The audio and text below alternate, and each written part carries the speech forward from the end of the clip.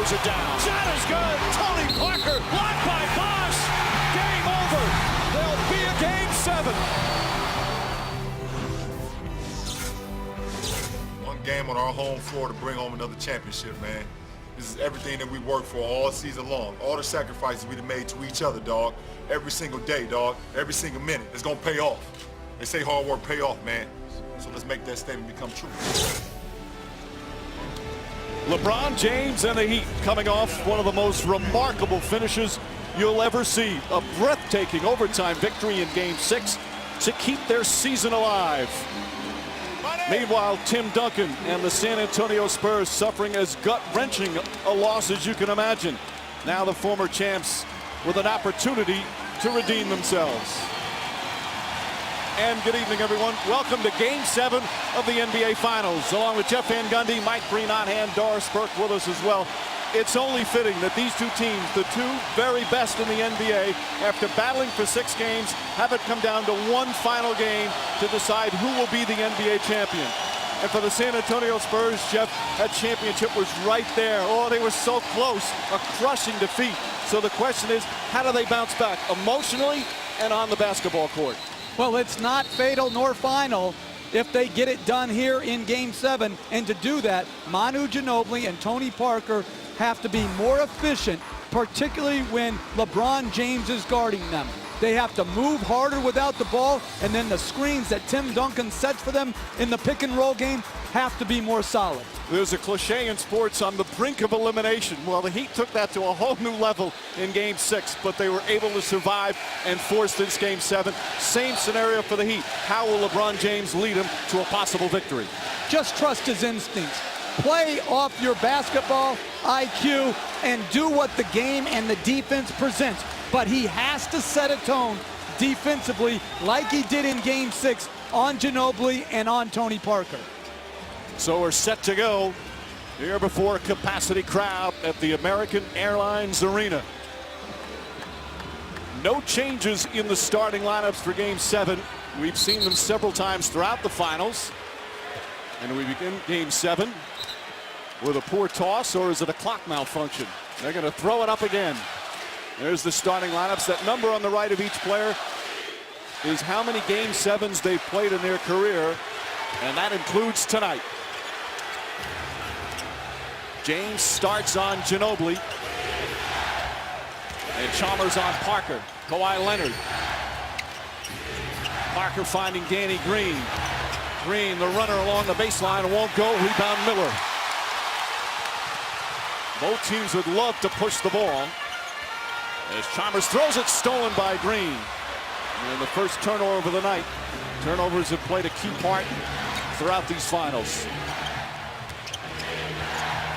Each team already with one. James to the basket. Lost it, was stripped. The Spurs saying it was off James's leg, but the call is Miami ball. Greg Popovich asking Monty McCutcheon nicely to change the call.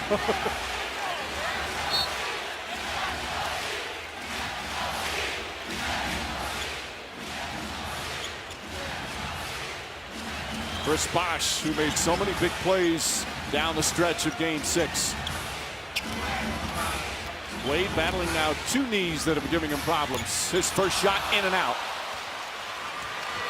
You'd have to think, Jeff, coaches and players, they're always nervous before big playoff games. There's a foul's called on Bosh. But at Game 7, there has to be extra butterflies. Well, I think they both are coming from such diverse standpoints. San Antonio, how do they bounce back? And does that diffuse some of their energy? In Miami, with the miracle win, have they been able to regulate themselves and get themselves settled so they're ready to play their very best game? Parker backdoor, gets away from Miller, and a nice finish. This is the 18th time that an NBA Finals has gone to a Game 7. Of the previous 17, the road team has only won 3 times. And the last time was 35 years ago. And the Bullets won in '78. Nice pass. And then James converts it. And very interesting, Danny Green is matched up on Chalmers tonight. Tony Parker on Mike Miller. Maybe to try to conserve some of Tony Parker's energy. Nice tip in from Duncan off Green's miss. James went for a steal. It opened things up a bit, and the Spurs have the early lead. Duncan, of course, had that unbelievable start and comes up with a steal here. Duncan, you rarely see this on a fast break, and finishes down the other end. So already, several turnovers for the Miami Heat. He's a fast break machine. That was a slow break right there. Duncan started game 6, 8 for 8 from the field. Bosch steps out. That won't go. Again, the Spurs, the key theme for them is pace. Push the ball. Parker on the floater, way short. Wade, a quick outlet. And I thought he missed Danny Green wide open on the catch. James against Ginobili. And they call Ginobili for a bump. That'll be his first. Manu Ginobili trying to come back from a rough game 6 performance. And as for the first time, we check in with Doris Burke and Steve Javie. Steve, it's very hard not to notice Monty McCutchen in his 3rd game in this finals. What should we know about how these officials got here tonight? Well, Doris, the league assigns the top 12 rated referees over the regular season and playoffs to the finals, and 4 of those are the crew chiefs for games 1 through 4. Tonight you see 3 of the 4 crew chiefs working the game, the best of the best here tonight. The best of the best and the most experienced, Mike. And Doris, I would assume they have some butterflies as well, as Chalmers called for a foul. But all the players will tell you, once the game gets going, you run up and down the floor, start sweating, that stuff goes away. So Chalmers, who with the jumper down the other end, picks up his first. Mario Chalmers had a strong game 6, especially early when the Heat were struggling. Finished the game with 20 points.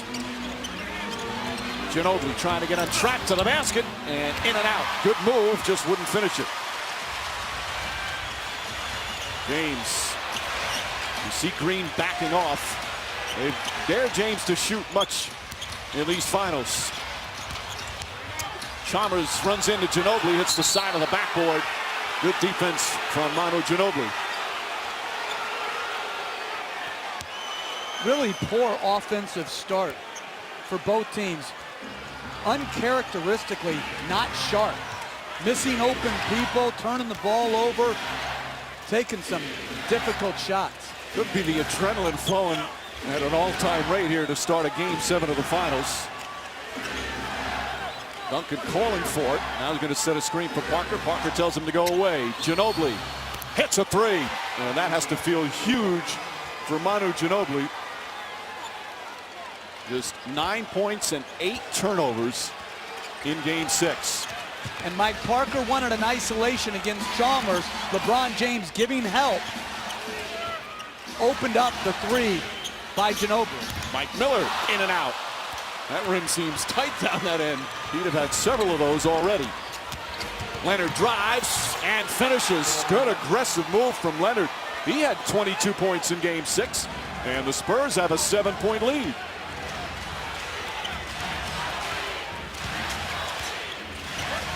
I think they got over game 6. He's certainly playing as Miller misfires there.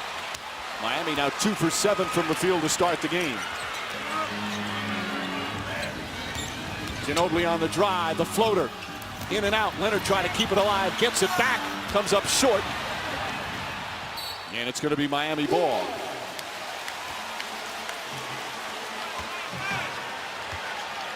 You look at the difference. Kawhi Leonard 21, Tim Duncan 37.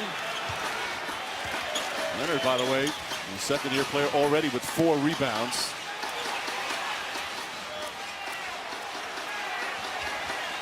James for the jump shot. That won't go. And that's exactly what Greg Popovich and the Spurs want. And it's also a good shot. That's a good shot by James. Leonard misses. Wade comes the other way. Crossover. That's the second foul on Manu Ginobili. So he will have to go to the bench as Gary Neal checks in.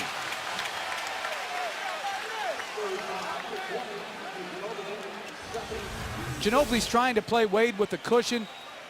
Gets bumped by the screen of Bosch into the path of Wade. and draws his second foul. They're just 5.5 in. Ginobili with 2. 5 to shoot for Wade. Duncan daring him. Wade drives past him, finds James. In and foul.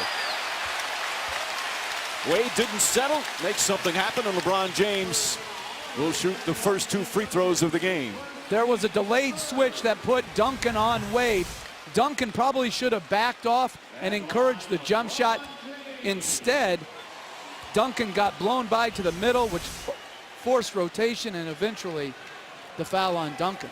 LeBron James was saying as he hits the free throw that he was exhausted at the end of game 6, and even admitted with about 25 seconds to go, he had thoughts, oh boy, 9.5 months of work down the drain, but let's see what happens. So many of the fans here also left the arena when it looked like San Antonio was about to clinch the championship. But obviously, a perfect example of why you play to the final buzzer. The Heat did that as James hits the free throw. And we'll have a timeout. 6:18 remaining in the first. Spurs by 5.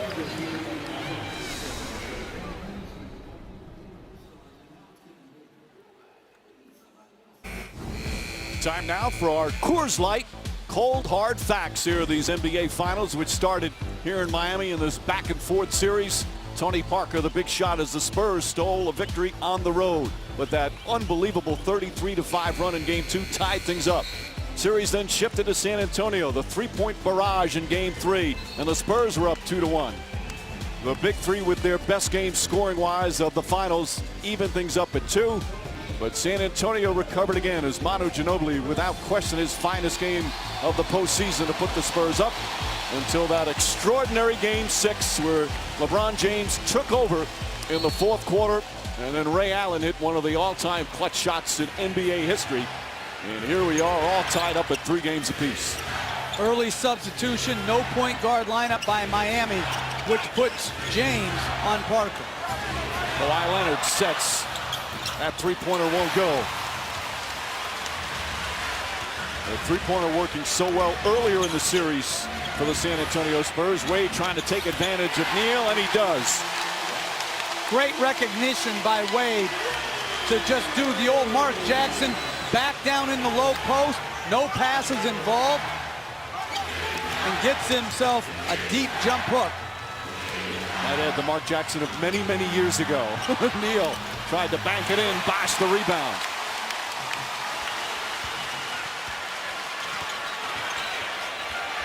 Wade trying to get in the paint, finds James cutting, good deflection. And that's the 3rd turnover for Miami. Low pass, Parker able to get it, layup blocked by Bosh. Still Spurs ball. Chris Bosh made some key block shots in the 4th quarter and overtime in game 6. Good effort in transition by Bosh to chase the play down and block the reverse layup by Parker. Boris Diaw checks in. Danny Green will sit. The Heat have done a great job on Green in game 6 and to start here. Oh, Leonard sneaks in and gets the bucket. As a coach, to give up plays off baseline out of bounds or sideline out of bounds is crushing. To give those layups up on dead ball plays, you can't be happy. Wade to Bosh, Leonard on him. Bosh, good quick spin move, greeted by Duncan. Bosh thought he got hit. Here comes Parker the other way. Parker to Neal for 3. In and out. I think Parker's got to use those opportunities to attack. With James on him, he's not going to have that many opportunities. He's got to go to it. Wade, that opportunity, his 2nd field goal. 4 points for Wade, 3-point San Antonio lead. Duncan did a number on Bosh in the first half of game 6. Gets the pass inside, another good look. Duncan to Diaw. Wade was starting to double team from the baseline side. Duncan has improved so much from when he first came into the league to now. His awareness and passing ability spots Boris Diaw for the easy layup. Ray Allen in the game for the first time. Allen drives on Leonard. Plenty of contact there. But good defense from San Antonio as Leonard grabs yet another rebound. He's got 5 already. Nearly stripped. Knocked out of bounds. Last touch by Leonard. Good hands from Miami. Well, here comes Wade along the baseline. Good recognition by Duncan and Diaw to connect. And Mike, the sloppy play right now, I really believe, is still a little bit of a hangover from all the energy that was expended in Game 6. We mentioned James said he was exhausted. Every other player looked that way as we wind down the shot clock. 2 to shoot. James turns around, way short. Leonard the rebound. Throws it ahead to Parker. Good transition defense by the Heat. Pass deflected out of bounds. San Antonio ball. Diaw has consistently guarded James well. Look at the big cushion, then the back end. Diaw's a big body, forces the fade with little contest, but he gets the desired result, which is to force James to shoot the ball over the top. Meanwhile, Manu Ginobili with the 2 fouls will come in. Normally, Greg Popovich probably wouldn't put him in, but he's the backup point guard. The normal backup point guards, young players that hard to trust in a Game 7. So Ginobili out there. Neal the fake. Duncan looks up at the shot clock, sees he has plenty of time. Battier looking to help. Duncan backs in. Blocked by Anderson. Duncan thought he was fouled. The Birdman already contributing for the Heat. Chalmers tried to lob it in and poked away by Duncan. Miami sloppy with the ball. Chalmers has had more turnovers in this series than assists. Duncan against Anderson, who's had his difficulties guarding him. Allen trying to help. Duncan takes his time, can't finish. Diaw the rebound and brings it back out. Both teams shooting poorly to start. 35% for San Antonio, 31% for Miami. Ginobili on the drive and throws it to no one. Backcourt violation.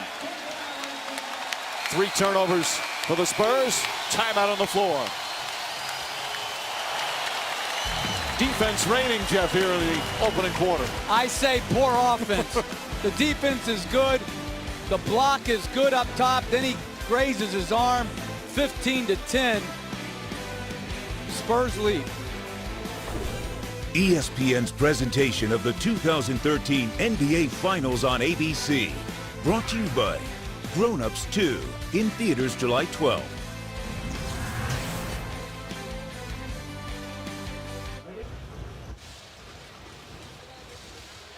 Next Thursday, ESPN brings you the 2013 NBA Draft. Find out who the Cleveland Cavs will pick at #1. Live from the Barclays Center in Brooklyn, New York. Coverage begins on ESPN at 7 p.m. Eastern. Here in Game 7 of the NBA Finals, LeBron James and the Heat down by 5. For James, it's his 4th Finals in 07. Swept as a member of the Cavaliers, the Spurs the heavy favorites. Then in 2011, inexplicably struggle against the Mavericks. They lose in 6. Last year against Oklahoma City, as dominant performance as you will find, the MVP. And you look at the numbers, which include 2 triple-doubles, and anybody else would give anything for those kind of numbers. But Jeff, the Spurs have done a pretty good job defensively on him. Terrific. They've reduced his efficiency somewhat. You're not going to stop the best player in the game, but you've got to try to slow him. They have done that, and thus they're in position to get a win. You saw those first 3 games, the last 3, he has made his adjustments. Thiago Splitter in the game. Ray Allen kicks it out. Battier puts up a 3 and knocks it down. And this is the lineup, if you're the Spurs, where you're just holding your breath. Both Duncan and Parker out. Where do you get the offense from? Kawhi Leonard, 8 to shoot, finds Diaw. Boris Diaw drives past Battier, throws it up top to Ginobili. Ginobili steps back, a 3-pointer. Too strong, Allen the rebound. This is also the lineup the Heat have had great success with as James drives out to Chalmers for 3. Anderson on the follow. Although Miller has been on it instead of Battier, but this has been a great lineup for the Miami Heat. It's the idea of surrounding James with a lot of shooting. And when Battier makes, they can play him instead of Miller. Gary Neal way off. The Spurs perimeter game not there to start game 7. And it's so important for them to open things up by knocking down some jumpers. James throws up a knuckleball and a loose ball foul called on Boris Diaw. Well, Chris Anderson did not play in a couple of games, but he's back and contributing. Well, Splitter got caught on Chalmers out of the paint. No size on Anderson. The easy putback. Anderson did not play games 4 and 5. Eric Spoelstra went with small ball. Played a role in game 6. Allen kicks it out. Battier tries again. It's good. Shane Battier, 2 for 2 from downtown. And an 8-0 run as the Heat have their first lead of the night. Ginobili stripped by Chalmers. And still Spurs ball. Battier hit 3 threes in game 6. Great play by Ray Allen. Shane Battier wide open, has not taken a 2-point shot in the series, and has finally gotten on track with his shooting after a horrible slump. Leonard guarded by James, drives, goes for the basket, draws the foul. Rick Popovich would like to see this very humble, very quiet second-year player be more aggressive, especially with this lineup on the floor. He's had good looks to start this game. Beats James off the dribble. They call James for a little push in the back. Kawhi Leonard goes to the free throw line. Leonard, just 21 years old. Played his college ball at San Diego State. Drafted by Indiana and then traded by Indiana to San Antonio for one of Greg Popovich's favorite players, George Hill. And he has been enormous for this team. One of the most talented young defenders in the NBA, who's got an unbelievable upside on the offensive end. He's also such a great rebounder. And his offense has come so far in 2 years. He missed one of the 2 free throws down the stretch in game 6 that perhaps could have made the difference between the Spurs celebrating an NBA championship or having this game 7. He played so well in that game. A magnificent game for Leonard. A couple of plays here and there made the difference in game 6. Chalmers tied up, good help defense from Splitter. And Birdman, nope, they wave it off. 24-second or the quarter comes to an end as Anderson tried to tip it into the buzzer. A low scoring, poor shooting first quarter. Tim Duncan, a rare sight, a steal and a fast break dunk. Meanwhile, Dwayne Wade aggressive early. Both teams shooting poorly, both teams turning it over a little bit, but the intensity's been there. Shane Battier, a big 3. Heat by 2.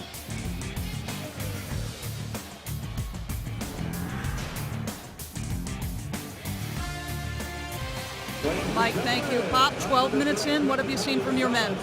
We started out with very good defense and ended the quarter with real bad offense. Pop, thank you. Mike. Indoors, they missed 11 of their final 13 shots from the field. Wade goes right at Green, back out Allen. Chalmers looked like he may have double dribbled there. Pass out to Allen, 7 to shoot. Ginobili got a hand on it. And that's where Ginobili can be such a factor. Wade tips it out, but right to Ginobili. Green will try a 3. And Danny Green has not been a factor in the last game plus. 0 for 3 to start tonight. Wade open, way off. And a loose ball foul is going to go against Splitter. Thiago Splitter was taken out of the starting lineup a couple of games ago for Ginobili. And he misses the block out initially and then holds his arm, enhanced by the acting of Chris Anderson. But Mike, this to me has the feel of a Lakers-Celtic Game 7, where the offense just wasn't there, and it was just a grind-out game. Battier, 3 for 3 from downtown. Struggling enormously shooting the ball for most of these playoffs. Last couple of games, he's come alive. And his defense, always so critical. A 5-point Miami lead. It's been a 12-point turnaround. They had trailed by 7 in the opening minutes. Splitter, wild shot.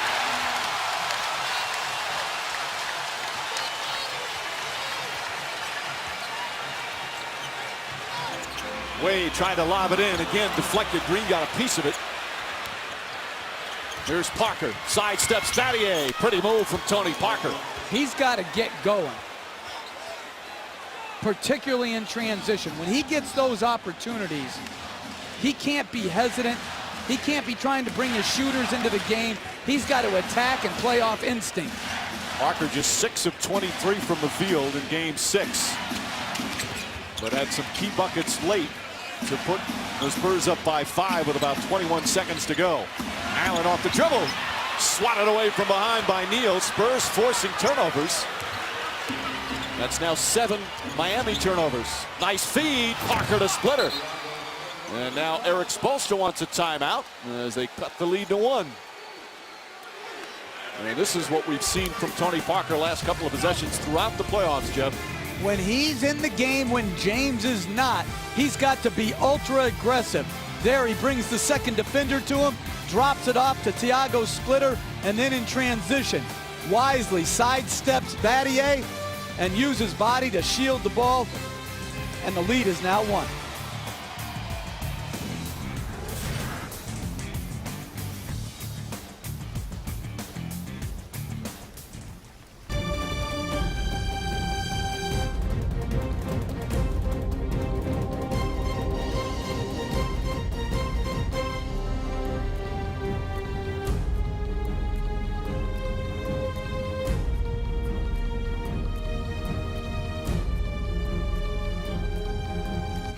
Miami by 1 early second quarter at the American Airlines Arena, which you would figure on a game 7 of the NBA Finals. The Stars will be out. The great Jack Nicklaus and his wife Barbara in attendance, sitting a couple rows behind us. Cal Ripken sitting near the court watching the Miami Heat. And Bill Russell, who had his record broken tonight, at least one of his records, and that being the most game 7s played in NBA history. Ray Allen now playing in his 11th, as Russell played in 10. And you know what Russell's record was in those 10? 10-0. Yeah, including 5-0 in game 7 of the NBA Finals. You look up some of the numbers, they're all just spectacular. As a foul away from the ball. He also holds the record for most rebounds ever in a game 7 of the NBA Finals. That's 40 rebounds in game 7 of the finals. I think that's safe. Now the guys back then couldn't shoot at all, and they did play fast. Meanwhile, Duncan just picked up his second foul. Stays in the game. Puts a hand up. Rebound goes inside for Bosch. Wade will try again. Allen off the dribble on the pull-up. Short. Wade trying to keep it alive and does. Good second effort. Ray Allen. Not that time. Wade keeping it alive again. And Chalmers will reset. Dwayne Wade already with 6 rebounds. 3 in this sequence. Chalmers. Oh, beautiful move. Great effort sequence by the Miami Heat on the board. Dwayne Wade really struggling offensively, but now making effort plays just like that block. Rebounds on the offensive glass and blocks on the defensive end. Well, good move by Chalmers. Very aggressive in the pick and roll, a la Tony Parker, using his body to shield the shot blocker and hit the twisting layup. It all set up by Wade's second and third efforts on that possession. Pass to Parker, foul by Bosch. And that's 2 fouls on Chris Bosch. Well, Parker will go to the free throw line. James getting his rest. He played the entire second half and overtime. of Game 6. Said it was the greatest game he'd ever been a part of.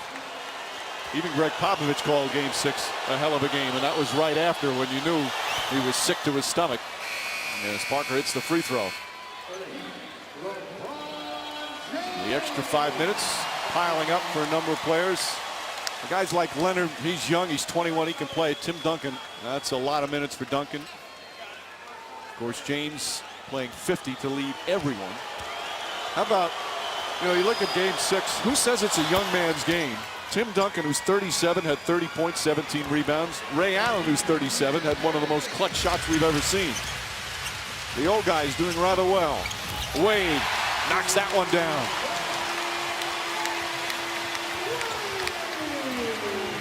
Chalmers back on Parker, even though James is in the game. Leonard drives, fouled, basket won't count. On the way to the basket is the foul. Greg Popovich wanted a continuation. And let's listen to Greg Popovich. Be here all night long, right? Each possession, make it a good one with aggressiveness and playing with each other. It's when we're at our best.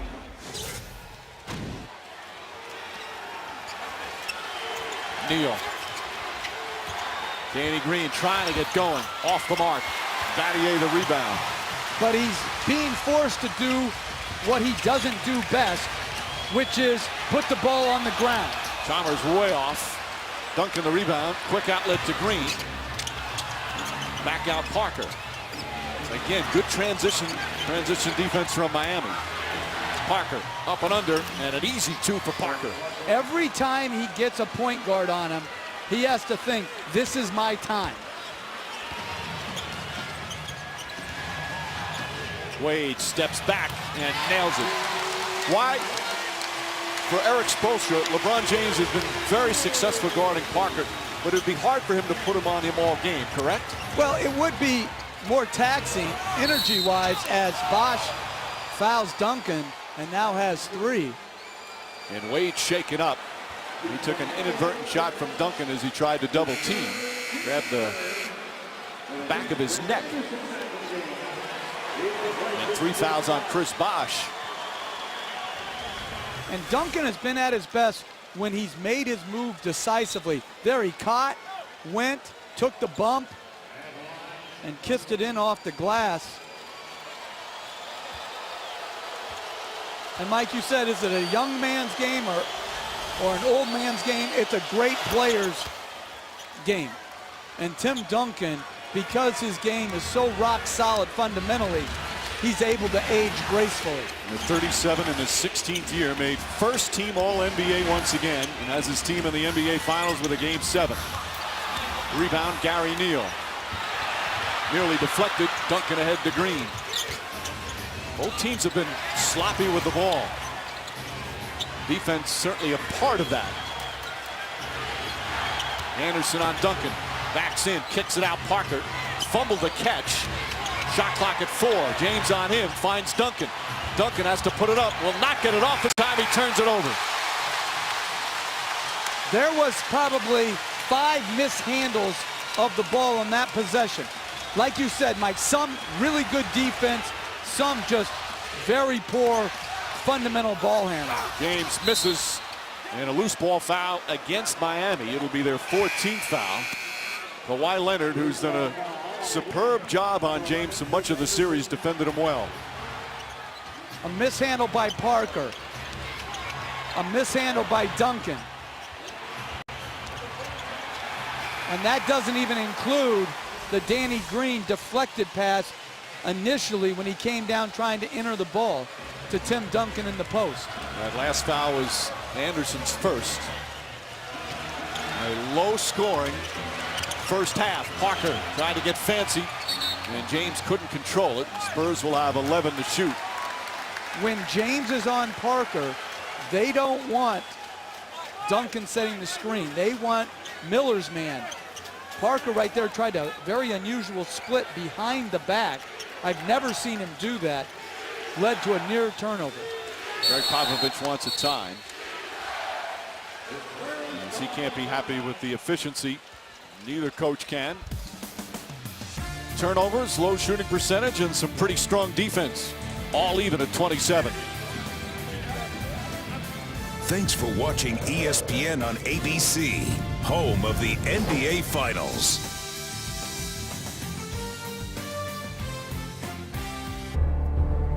To be back here now and have a chance to win a championship is just a great feeling.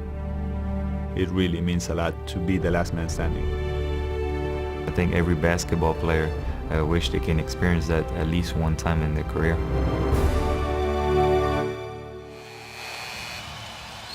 Tony Parker and the Spurs tied at 27 here in the second quarter of Game 7.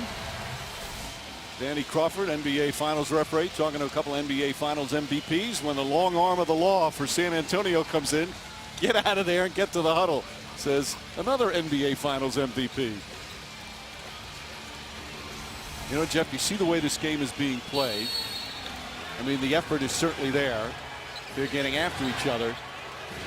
But you seem to think that right now, these players look pretty tired. They are running in mud right now for the most part. There's some guys like Dwayne Wade who looks energetic. James, and a foul! Took a hard hit, put it in, and a chance for a three-point play.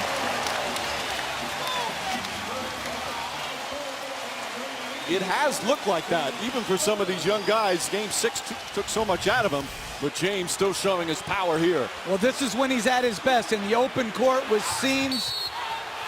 San Antonio didn't get back and shut off that seam, and the incredible strength to take the bump and finish. And James was off to a very, very rough start offensively. He was 1 for his first 5 before converting that three-point play. Now here's that 5-man set for Miami that has had the big runs, the 33-5 run in Game 2, and the big run in the fourth quarter of Game 6. Duncan, quick move, can't finish. Chalmers the rebound. Ray Allen off the dribble. Mike Miller, a three. In and out. That's the third one for Miami. And have rattled in and out of the rim. Parker quickly down the lane. Can't finish. Allen the rebound. Parker falls. Eric Spoelstra telling his team to push the ball. Both coaches want an up-tempo. But the ball's come to a stop a lot more. James for three. And if you're San Antonio, you can't overreact to the made three. You have to stick with your game plan. And that's make him beat you from the outside. Chalmers, who's been a ball hawk. You know, we talk about the big three and the future Hall of Famers. Big game. I want Mario Chalmers on my side. He is not afraid of the moment. He's not afraid, but he has played inconsistently in this series. He was off to a rough start. He played a good game, 2 and 6. The middle three, not so well. So it's been a mixed bag a little bit. Danny Crawford going over to check somebody's got some blood. I believe it's Parker. So they'll get 30 seconds. As Will Sevening will try and patch him up. Well, again, daring James to shoot. He backs up. I mean, these are like practice shots. He knocks it in. But if you're San Antonio, this is what you're willing to live with. You can't take away everything from a great player. He's only shooting 29% from three-point range in these finals. He shot well from downtown during the regular season. A career high 41%. But he's been off in much of the playoffs from long distance. And as he's told us many times, when he gets a layup like he did on the previous possession, the jump shot then becomes more comfortable. Leonard, Green, Duncan, Gary Neal, and Parker on for San Antonio. And they have 7 to shoot. And they don't have James on Parker right now. Neal's going to have to put it up. Realizes it just gets it off and banks it in. He had no idea the shot clock was winding down. Then at the very last split second, heaved one up. Chalmers pulls up, foul line jumper. Nice soft touch from Mario Chalmers. He's got 6 points.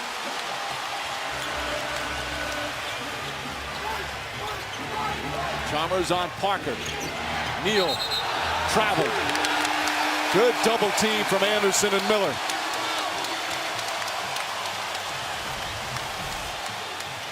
Tim Duncan telling Gary Neal to shoot the ball. And I don't know if he can hear him, but he could see him. And Parker out for another rest, Mike. Trying to get him enough. James kicks it out. Miller chased off the three-pointer. Chalmers sets. Chalmers. That three won't go. Duncan the rebound. Now, Tony Parker was one of those players at the end of Game 6 who looked absolutely gassed. Duncan gets the feed. Can't finish, but a foul. And Tim Duncan will head to the free throw line. Now, you've got, as a coach, Jeff, because so many guys are absolutely tired with the grueling style of play that's gone on. You know, and even though it's a Game 7, you can't have a guy out there in the fourth quarter that's absolutely exhausted. You got to give him a little rest early, right? You do, but you have to manage it because, Mike, you might have guys rested and be down 12-14 going into the fourth quarter. I think the Heat can be a little bit more liberal in their substitutions. San Antonio, with Green being taken out of it and Neal rather ineffective the last couple games, they just don't have the weaponry to withstand long droughts. Duncan 9 points, 5 rebounds, couple of assists. Miami's lead is 3, coming up on 4 remaining here in the first half. Miller, quick catch and shoot, too strong. And Kawhi Leonard with 7 rebounds already. Crowd wanted to travel. Leonard looked like he got bumped. And I wouldn't be surprised to see Battier back in there again pretty soon, having made all 3 of his threes. Leonard fakes, drives past James, tries to dunk it, won't go. Rebound Leonard, back up, blocked from behind by Anderson. Leonard gets another rebound, dribbles it off his foot. They dive on the floor. Anderson has it, Heat ball. Deflected by Green, but right to Wade. Wade puts it in.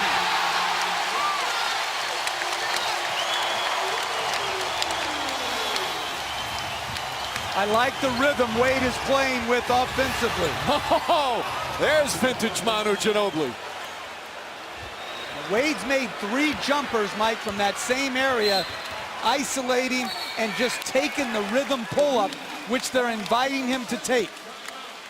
And Eric Spoelstra wants a timeout. 10 points, 6 rebounds for Dwayne Wade, and the jumper's working.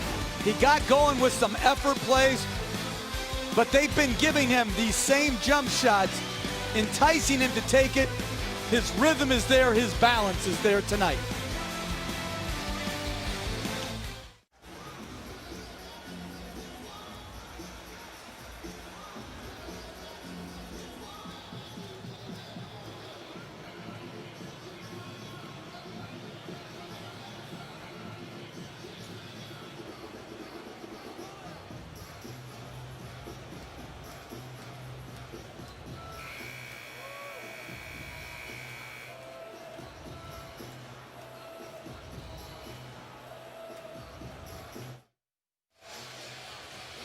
Just over 3 minutes remaining, second quarter here in Game 7.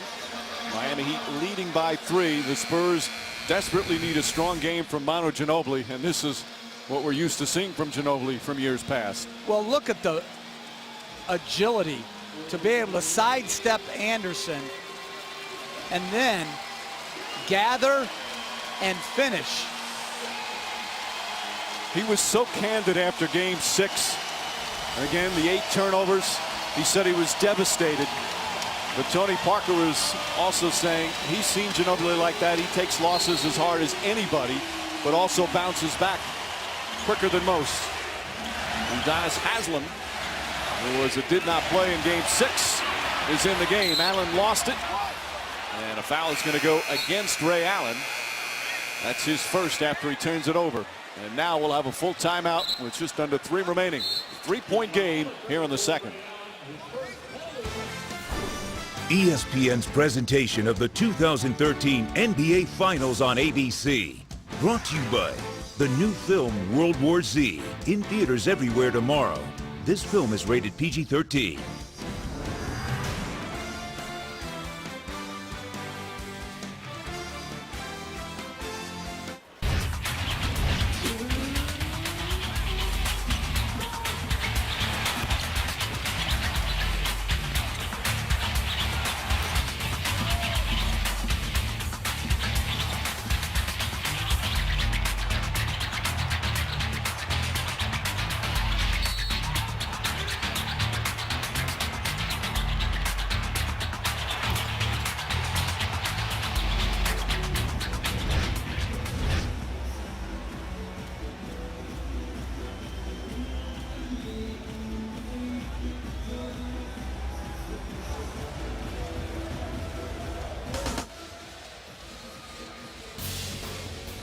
A reminder, Tuesday at 8 Eastern, ESPN2 brings you the WNBA. Liana Taurasi, Brittany Griner, and the Phoenix Mercury visit the San Antonio Silver Stars.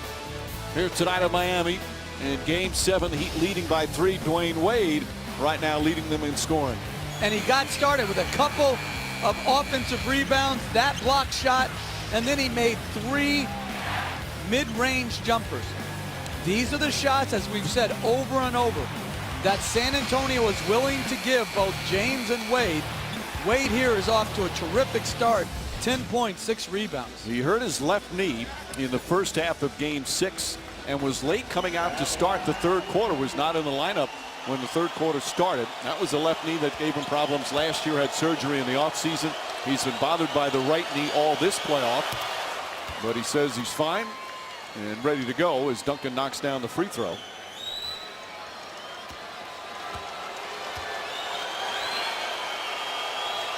Duncan, the first Spur in double figures.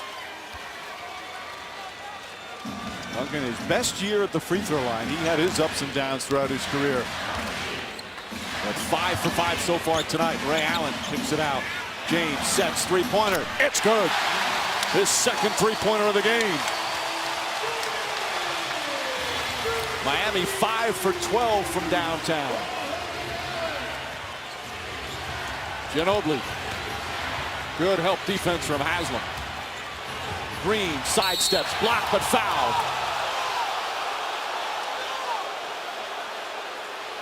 And Danny Green trying to get himself going by hitting a couple of free throws as Haslam picks up his first. Again, forcing Green to put the ball on the ground, and that's a clean block. You don't think he fouled him right before, right in here? That's not a foul? He called it on Haslam. No, I mean Haslam down low. Man, you and Steve Javie got to get your story straight. When I say they fouled Danny Green low, you said, no, you don't foul. If it's blocked up top, there's no foul below. Now you're saying he's fouled below, even with the block clean up top. I don't understand what I'm supposed to be looking at, you two officials. Got to get your story straight. Green hits the free throw. I think he finds you humorous. He didn't so much when I was coaching. Why, Leonard knocks it away. James able to ward him off. Now you see Leonard backing up. Same thing for Green. They're daring him to shoot, but he's hit 2. Tries another. Not that time. Leonard the rebound. His 10th rebound in the first half. Ginobili pushing. Finds Duncan. And that's the pace San Antonio wants. And we're tied at 40. Nice read by Ginobili on the penetration to drop it off to Duncan.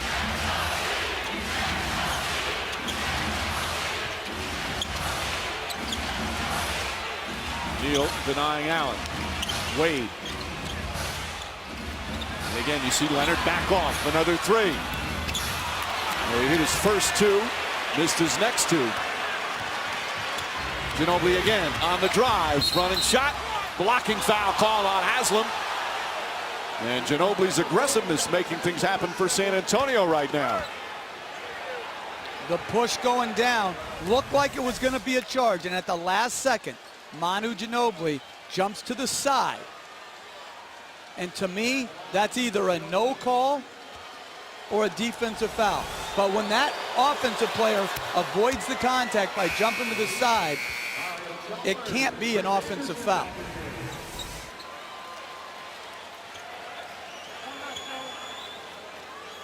And he's still moving.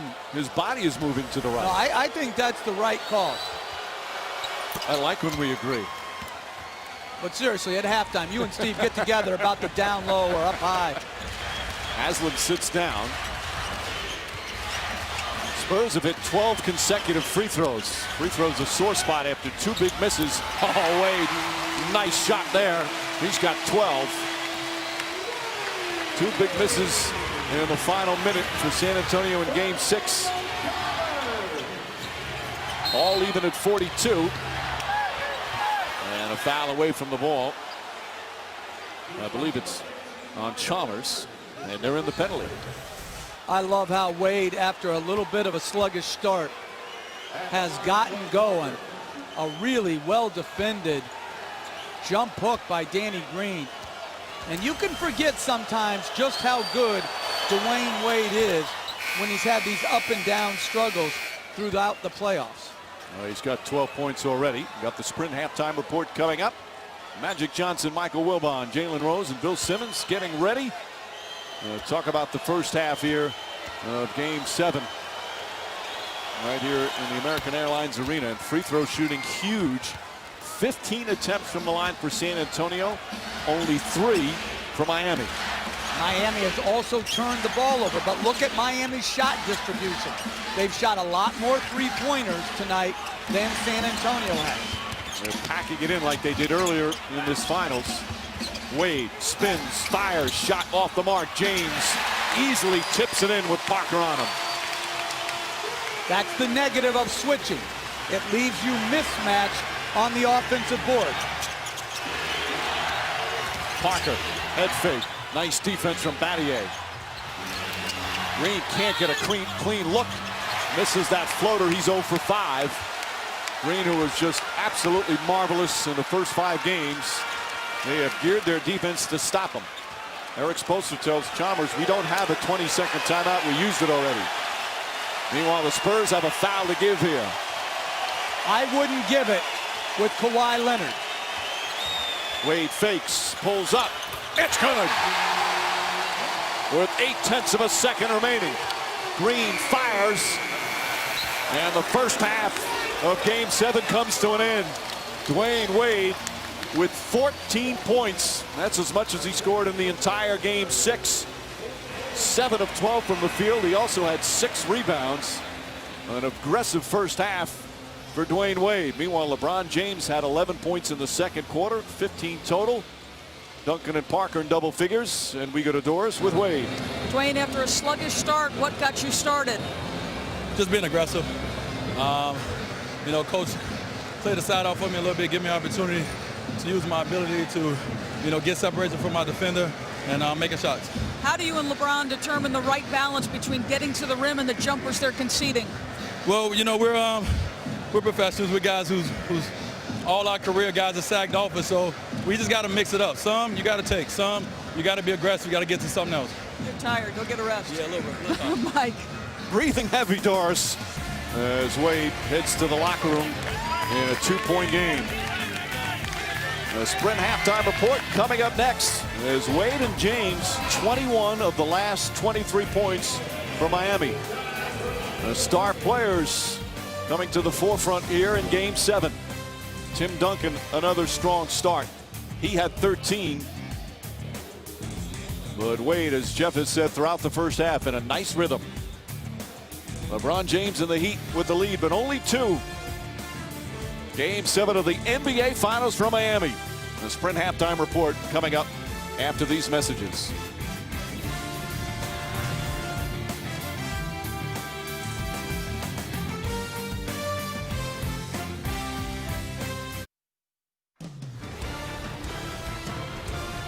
Halftime, game 7 of the NBA Finals. Tim Duncan trying to focus here at the first half. His team down by 2. It's 46-44. Dwayne Wade with a strong first couple of quarters. as these two teams battle for an NBA title. Our Qualcomm Snapdragon processors first half stats. Miami shooting better from the field, but the free throw disparity huge for San Antonio to keep them in the game, and they're doing a solid job getting their points in the paint. As we get set for the third quarter. Hi again, everyone, with Jeff Van Gundy, Mike Breen on hand. We'll check in with Doris Burke in just a moment. We had such a magnificent game in Game 6. Ragged play here in Game 7, certainly close, but LeBron James and Dwayne Wade finding ways to get things done throughout this ragged play. Yeah, it was a struggle for both teams, particularly in the first quarter. Second quarter, much better offensive basketball. Look at the power of LeBron James going through the arm of Kawhi Leonard and then taking on the body of Danny Green. And then he doesn't shoot the ball on the way up. He's almost touching the floor, and still the strength to get the roll. And then, like we've said, they're inviting them to take those perimeter jump shots. He made a couple threes in the first half, and Dwayne Wade, 3 pull-ups, and then this nice little spin back for the jump hook. Both those guys playing efficient offensive basketball. And their numbers fresh off the wire, served to you by KFC. Meanwhile, for San Antonio, Duncan and Parker getting it done. Tony Parker has to score for them to win, has to be aggressive. He does, and they're going to play through their stars. Tim Duncan with the nice pass to Boris Diaw, and Ginobili, the terrific wraparound pass off the dribble penetration to Duncan. They've got 24 paint points. They haven't shot it well from the perimeter, but they're at their best when they attack early and when Parker is aggressive. Again, Tony Parker, when he has the point guards on him, he's got to be ultra aggressive. Spurs have had trouble getting that three-point game going. He'd have done an excellent job on Danny Green. Spurs just 2 3-pointers in that first half. Shot clock at 4.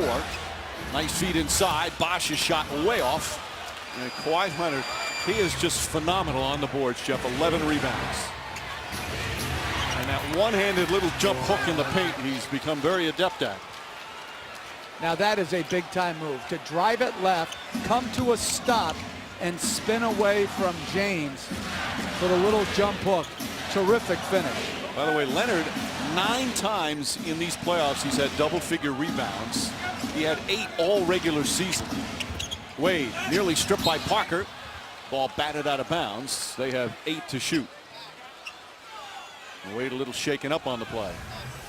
Well, you look at the balance here. Kawhi Leonard, good stop, pivot away, little jump hook. Very nice play by Leonard. Chalmers on the drive. The runner from Mario Chalmers. Always that little soft touch. When he's aggressive off the pick and roll game, he's so much better, where he's decisive. They're laying back. They're going to allow him to shoot those type of shots. He's got to keep probing the defense. They like Leonard the matchup. Count it, and a foul. When LeBron James is not on him, they want him to be aggressive. Well, Greg Popovich spoke about that earlier tonight, saying Kawhi Leonard's got to get in the post. When they downsize on him, clearly Mike Miller hits him on the arm. Leonard extends up and knocks in the 2. Leonard has huge hands. When he was in high school, he was a wide receiver on the team as James gets the rebound, but they couldn't get wide receiver gloves to fit him. They had the special order extra large to get gloves to fit him. Just huge hands. Mike Miller for 3, won't go. Duncan the rebound. Why do you need receiver gloves anymore? Fred Biletnikoff didn't need receiver gloves. Just catch the ball with your hands. I don't get that anymore. The game has changed. Duncan, the runner, can't finish. Miller the rebound. Good defense by Bosch with the 3 fouls. Inside, Wade tried to get it to James. Parker deflects it. James steps wide open for 3. That's 3 3-pointers for LeBron James.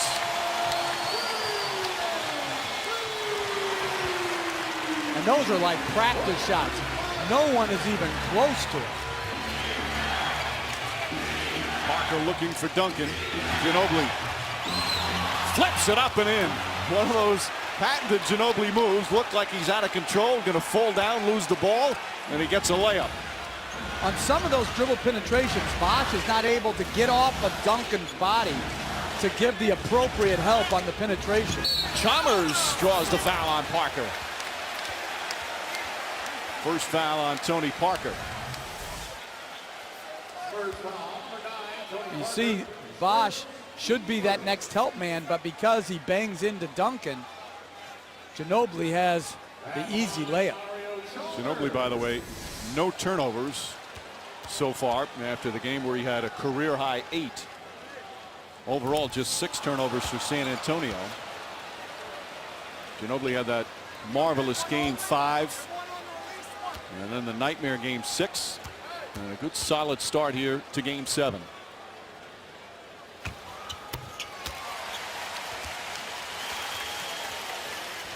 Mario Chalmers with 8 points. Make that 9. 2-point Heat lead early in the third.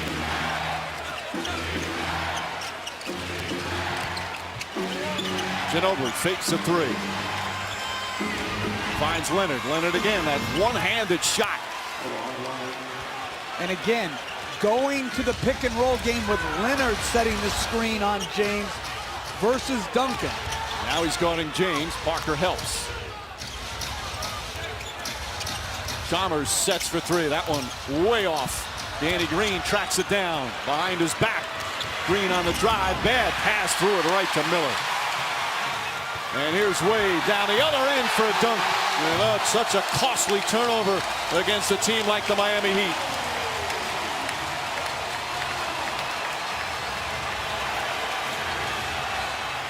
Seven turnovers for San Antonio.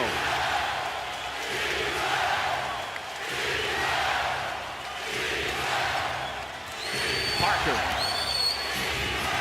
Duncan single coverage, turns, puts it up, won't go. Good defense from Bosch. James pass deflected by Leonard. Parker on the drive, strip ball knocked out of bounds, and still San Antonio ball. Boy, active hands on both teams all night long.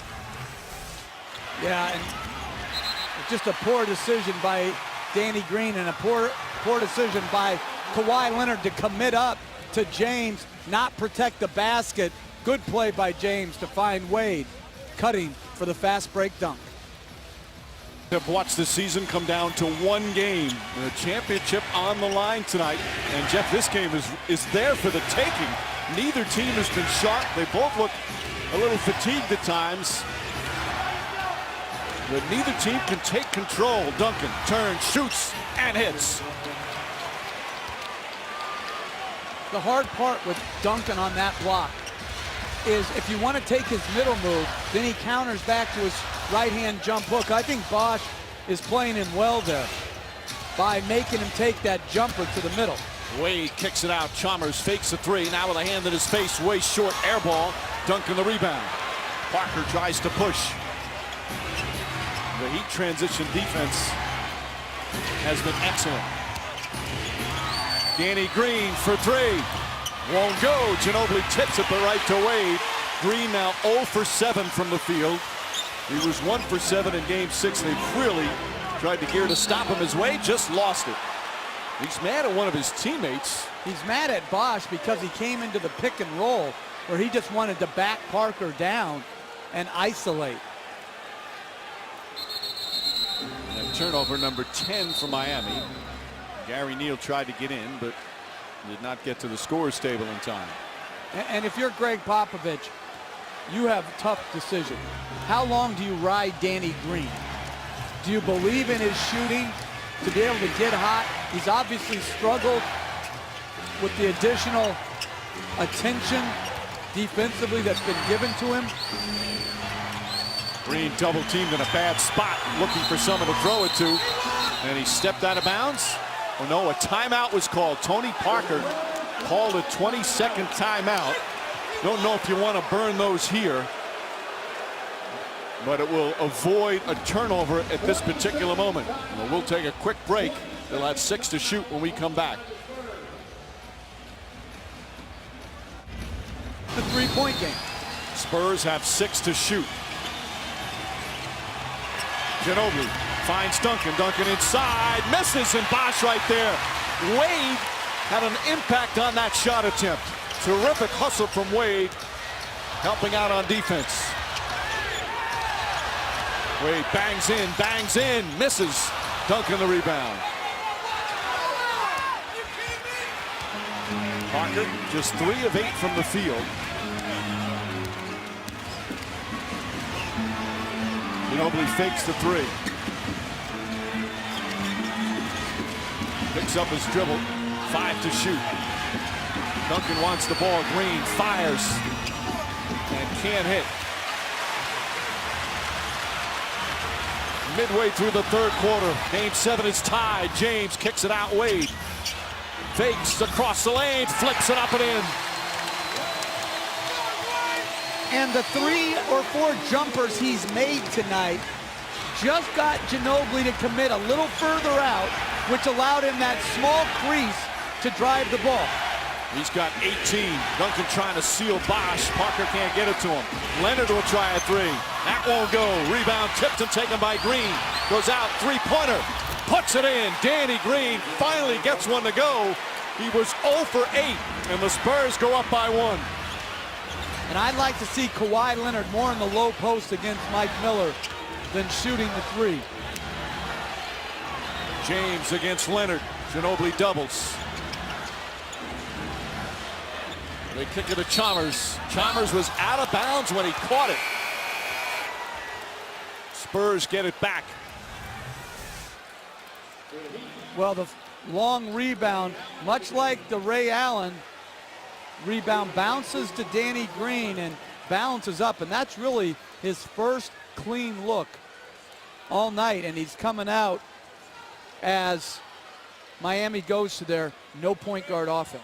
Well, it's been a coming out party for Green. But the last 2 games with all the defense geared to stop him has been very effective. Green set a finals record for most 3s made in a single NBA Finals. He shattered the record. He's got 27 in the 7 games. Parker pulls back. James back on him. 5 to shoot. Parker lost it, gets it back, and he stepped out of bounds. 8th San Antonio turnover. Again, there's just no sharpness tonight. The defense part of it, but not all of it. I really think this has been such a well-played offensive series, even against very good defense. Tonight, I think it's more bad offense than it is great defense. Allen off the screen. James will try another 3. Hucks it in. LeBron James, 4th 3-pointer of the game. And the Heat back up by 2.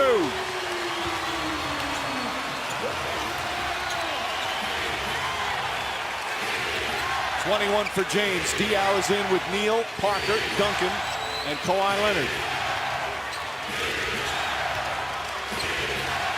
Parker on the pull-up. Short, way short. Rebound tipped all the way out to Neal and a new 24. As we go under the 4-minute mark of the third quarter. Parker tries again. Flips it up. Shot blocked. Bosh got a piece of it. Here comes Allen. James. Foul by Neal. The shot won't count. Only the 3rd team foul against San Antonio. The Heat will take it out of bounds. Smart decision by Neal on that foul. Here, LeBron James again. The cushion. I like that he's not being indecisive. Catch and shoot, play off your instincts, trust your skill level. Leonard daring him. Ray Allen and James. Again, look how far off they're playing. He'll try it again. It's good! LeBron James making the Spurs pay a 5-point Heat lead.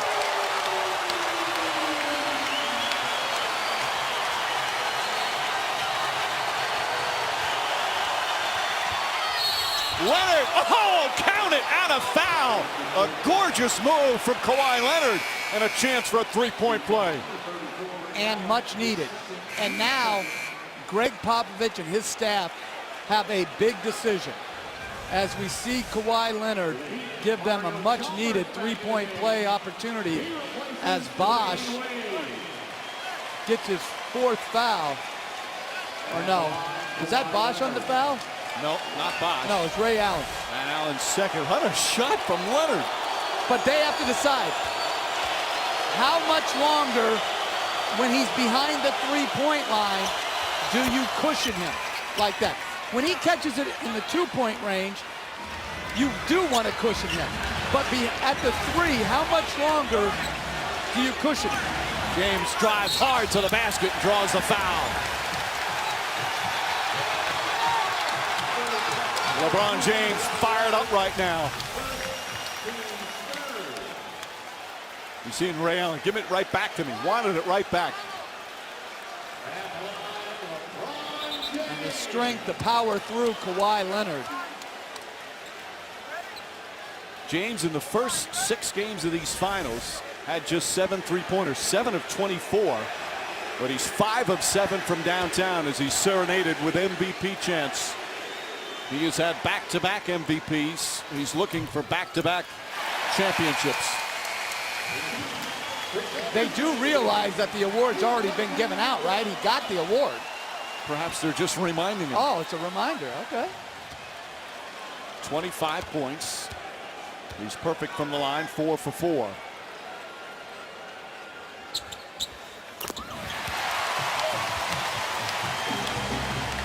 Battier, Anderson, Ray Allen, Chalmers, and James out there for Miami. Boris Diaw will try a 3. That's good. Boris Diaw from downtown. And with under 3 minutes to go, it's back to a 1-point game.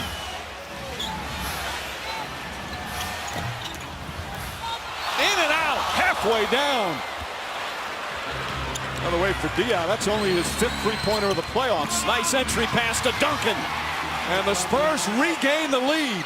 And because Diaw made the 3, they charged at him and opened up his best skill, which is the pass. High low to Duncan off a great seal and the layup. And Mike, San Antonio looked like they were teetering right there. They have regathered themselves with a big-time 3, and Boris Diaw, tremendous high-low pass to Tim Duncan. And Diaw with a 3-pointer before that.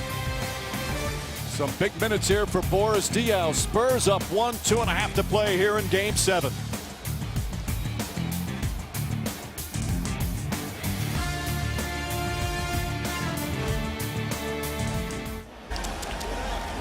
Let's go, let's go.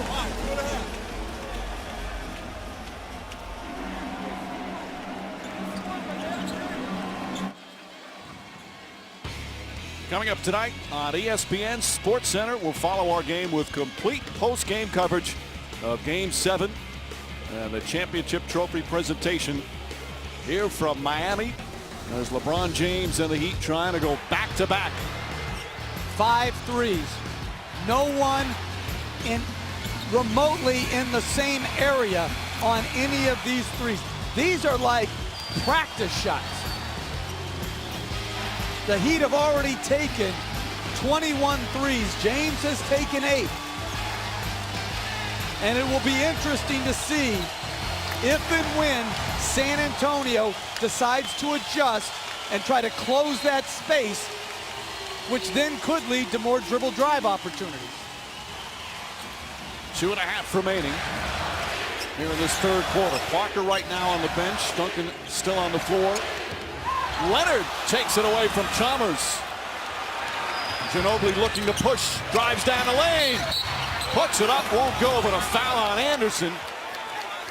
And 2 free throws coming up from Manu Ginobili as Anderson picks up his 2nd. Ginobili quietly has bounced back with a very efficient night. 9 points, 3 of 6 from the field. Chalmers just lost it, and Leonard with a quick reaction. Free throws critical in this game. San Antonio 16 for 18. Miami's only been there 7 times. Well, the Spurs players all said they weren't worried about him bouncing back. One of the most competitive players who has ever suited up in the NBA. as the shot clock is now out at both ends of the floor. And Mike, I remember back in '99 when we were playing the Spurs, we had to play the last game, the final game of that series with shot clocks like they used to on the ends of the floor. And it was impossible for the players to get accustomed to start finding the shot clock as it wound down. The old-fashioned way, and you'd see players, I do remember that, players would, as Bill Russell certainly remembers that. And seems real excited so far about the game. Well, he's been to so many Game 7s and so many Game 7 finals. It's old hat for him. So they've now fixed it.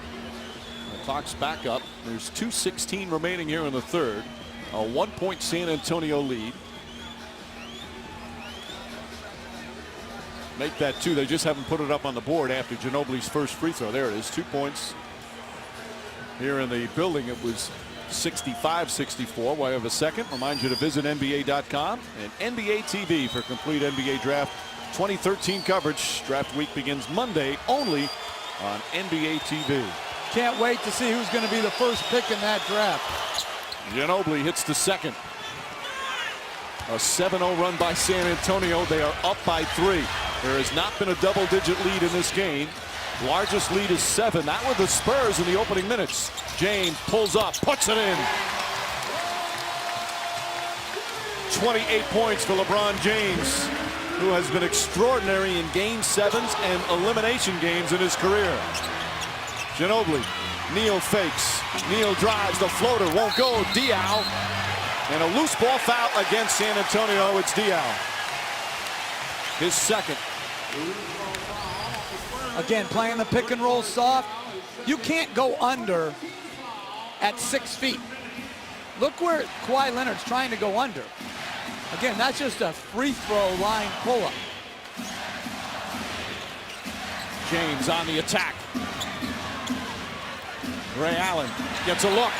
Too strong. And Duncan the rebound. Allen, after his heroics in Game 6, 0 for 4 with 3 turnovers here in Game 7. Neal fires in and out. Duncan trying to keep it alive, but James able to hold on.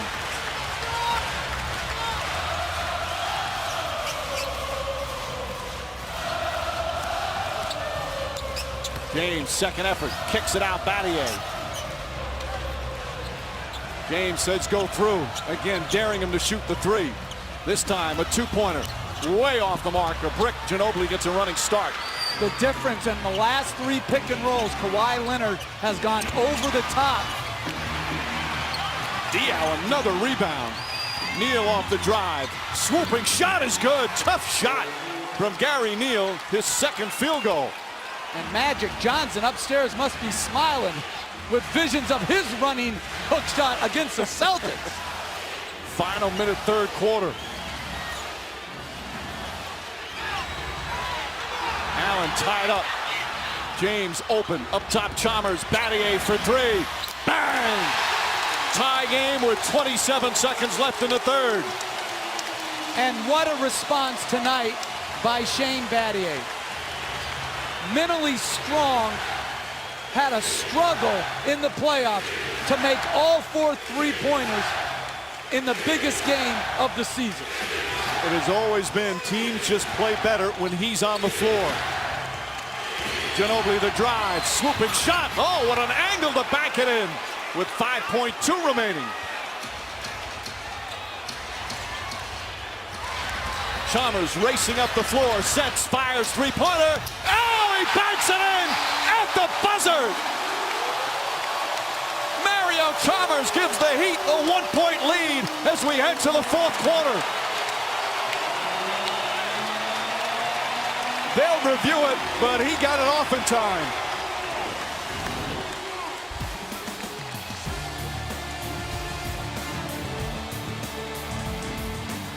Chalmers now with 12 points, had a couple of difficult turnovers here in the third, but never afraid to take the big shot.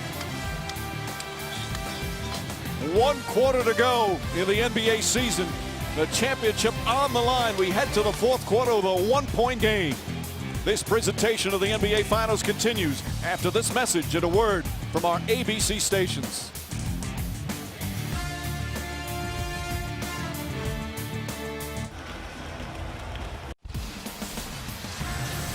Aerial coverage provided by Goodyear. Everything Goodyear has learned making tires for game-changing traction inspires what they roll into yours. Goodyear, more driven. Heat by one, Game 7 of the NBA Finals as we get set to start the fourth quarter moments ago. Doris with Eric Spoelstra. Mike, thank you. Eric, what will the final 12 minutes come down to? Well, we have to defend and finish our defense. We have a 1-point lead in our building right now. The best defensive quarter of the series. Eric, thank you. Mike. All right, Doris. Well, we've appealed to the NBA to extend this series to a best of 11. And right now we're awaiting word on that decision. Where the fans have been treated to what a competitive series.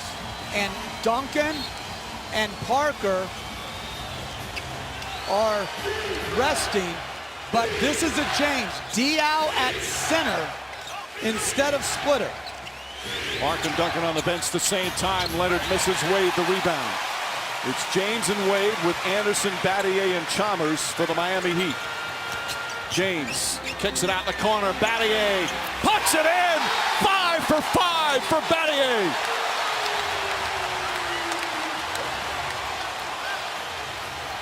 Danny Green off the dribble. Blocked from behind by Wade. And I love this. Tim Duncan coming right back in. Great find by James. If you're Gary Neal, you don't even slow down in your closeout on Battier. You make him put the ball on the ground just like they're doing to Danny Green. Ginobili misses. Battier 6 for 19 in the finals until tonight. A perfect 5 for 5. Shades of his performance in last year's NBA Finals when he was a big part of the victory against Oklahoma City. 4 to shoot. James, another one. Green, the weak side rebound. Neal ahead to Ginobili. He'll try another 3. Leonard on the follow. And the Spurs back within 2. Parker set to check back in as well. And he's got a lot of game minute rest and real-time rest before he's come back in. There should be no reason he can't play with a great level of offensive energy. Chalmers off a screen, wide open jumper, in and out. Anderson's tip won't go. And a loose ball foul called on Duncan, his 3rd. How about Kawhi Leonard in his first NBA Finals? The way this young man has played. Well, again, in transition, no one's matched up. He gets the free run to the rim, an easy putback by Leonard, and on the other end, a second shot for Chris Anderson. Anderson missing the free throw. Leonard, by the way, 16 points and 12 rebounds. The bad man with his usual energy. 1 for 2 from the line. Miami by 3. Parker's back in. In fact, the starting lineup on the court right now for San Antonio.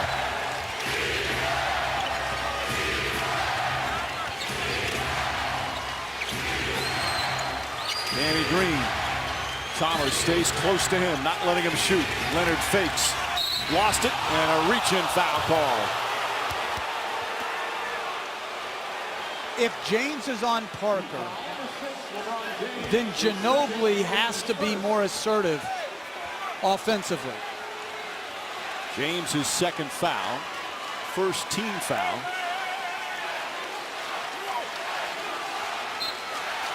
Now, Chalmers is on Ginobili. They've got to go at that matchup. Duncan sets the high screen. Ginobili barrels into Anderson. Offensive foul. Excellent defense from Chris Anderson. 3 fouls on Ginobili. Good recognition by Anderson, knowing that Ginobili beat him to that middle of the floor, read the play, and took the hard hit. Wade Down the other end, pull-up jumper. Won't go. Anderson the rebound. Back to Wade. Shot blocked. James gets it. His shot knocked away, but a foul. Second and third effort by the Miami Heat. They'll shoot free throws.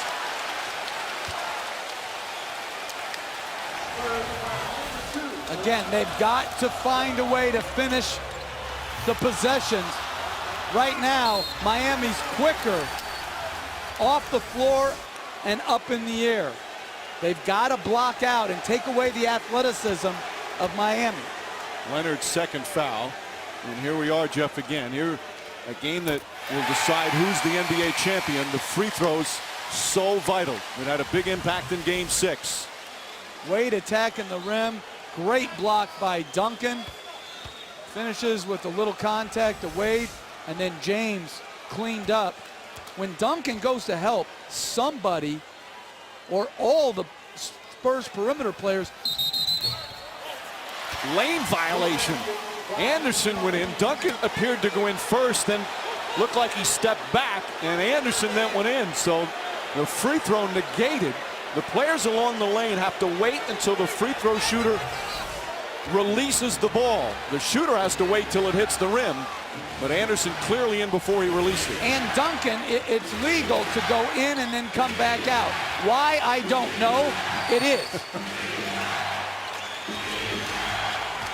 Neal. Parker. Parker trying to get himself going. 2 on the shot clock. Lost it. And a jump ball. They're going to call a jump ball before the shot clock violation. That's what they'll discuss. Very close. Did they blow the whistle before the 24-second shot clock expired? Or is it a shot clock violation? Nope. They're going to jump it up.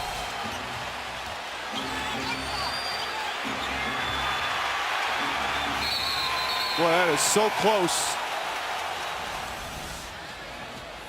Now, Tim Duncan trying to get in there to jump it, but won't. Now, if the Spurs win the tip, they get 5 seconds to shoot. Miami gets it. They obviously get a new 24-second clock.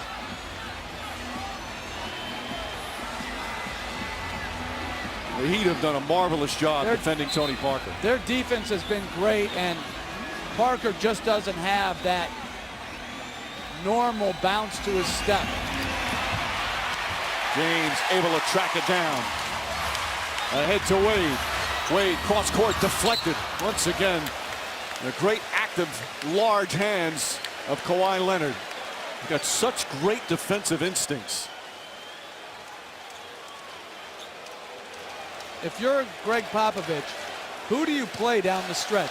Green, Neal, Parker all struggling. Do you go back to Ginobili and Diaw? Green playing off Wade, again daring him to shoot. James with Leonard on him. 5 on the 24. James drives underneath, back up top. Battier off the mark, and Leonard tracks down yet another rebound, his 13th. Parker the drive, wild shot. Duncan right there to clean it up. And I think that was a pass, Mike. I really do. I think he saw Anderson coming and he just threw it up. He is a clever player and setting up Tim Duncan that time. And Duncan now with 19 points. Well, Parker, it's been a struggle. He sees the help coming and he just lobs it up to the rim to Tim Duncan. The Spurs seem to be right there where you're almost expecting them to get knocked out, but they keep fighting back. Look how exhausted he looks.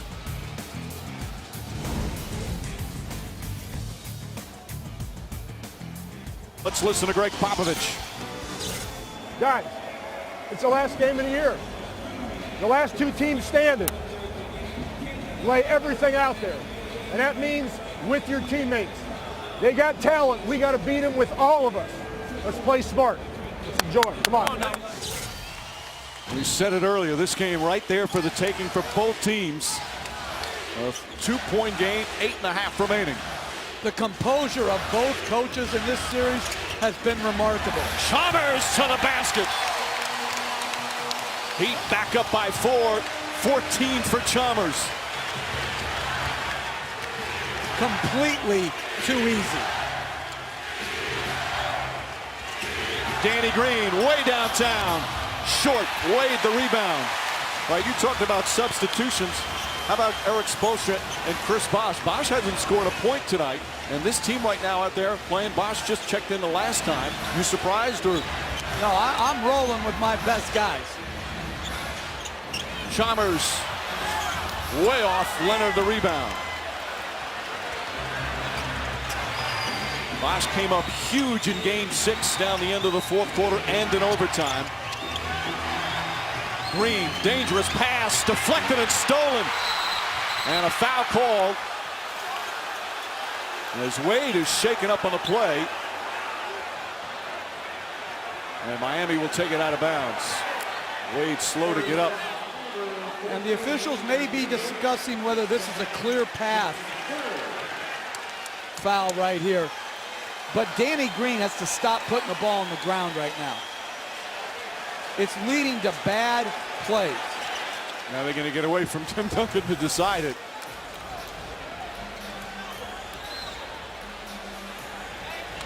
That's such a dangerous pass. That is a clear path because LeBron James had already released the pass. The ruling on the floor. Yep, they call it clear path. Now they'll look. I wonder if it has anything to do, we'll check with Steve Jabby, if it has anything to do with Wade being on the floor and not watching. Wade's down on the ground when it occurs, trying to get up, but falls again. Look at him crawling to try and push the ball ahead. And let's check in with Doris and Steve Jabby. So does Dwayne Wade being on the ground have any impact on this call at all? What do you see? Well, Dwayne Wade is ahead of everybody on the play. What the officials are looking for is possession in the backcourt. At the time of the foul, where was the defender? If he was between the ball and the basket, it's not a clear foul. But as we see here, the ball's loose now. Now the officials are looking at it. They're saying he throws the ball to Wade. Wade's ahead of the play. Now the officials are discussing whether it's clear path or not. Let's see what they say. So it matters not that Dwayne Wade, really, because he's on the ground, would have a very hard time making a play. He's still ahead of the play. He's still ahead of the play, correct. Mike. All right, Doris.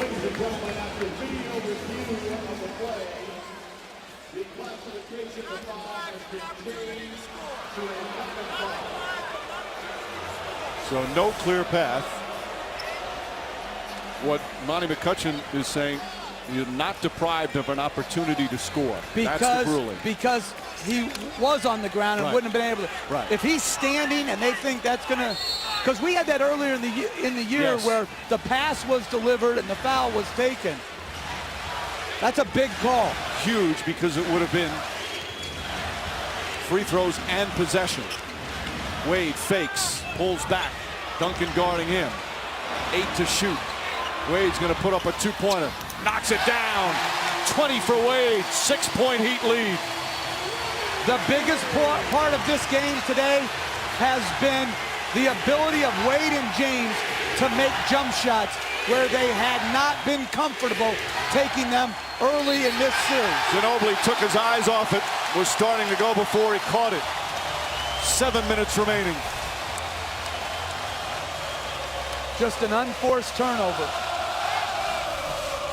A 6-point lead seems like a lot in this game, but we've seen in this series it means nothing. Wade flips it up. And I believe Bosh called for a moving screen. LeBron James upset as Bosh picks up his 4th. You see him riding Ginobili.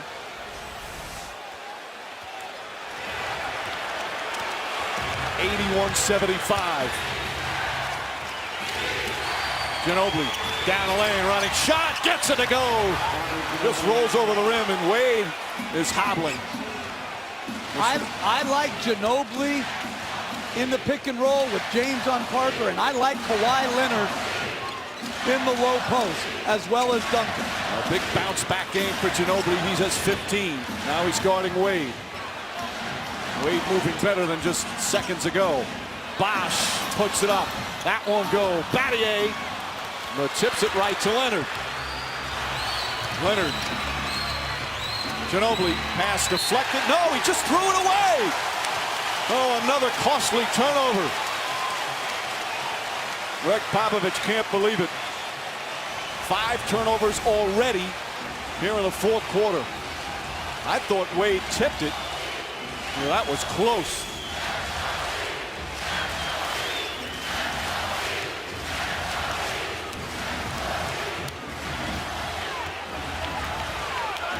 Shot clock at 5. James puts it up, knocks it down. 31 for LeBron James. Timeout, San Antonio.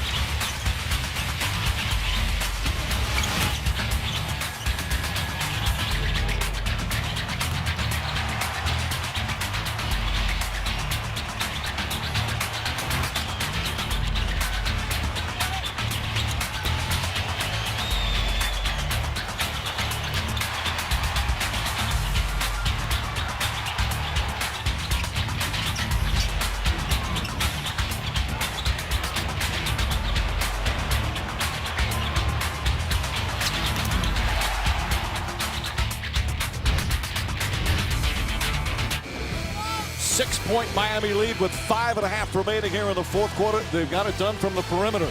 They have. 20 for 38 between Wade and James. James with the 5 threes. The San Antonio strategy has been sound throughout. Miami has made them pay for that tonight. And then Shane Battier, coming off a brutal slump, has been there when they have needed him most. He's one of the great workers I've ever been around. Just a winner throughout his career. Remember, he didn't play in Game 7 in the conference finals. A did not play coach's decision. He has come through in a huge way here in Game 7 in the NBA Finals. Leonard finding Duncan. Duncan across the lane. Defended well by Bosch, although Duncan thought he was fouled, and a loose ball foul goes against Ginobili.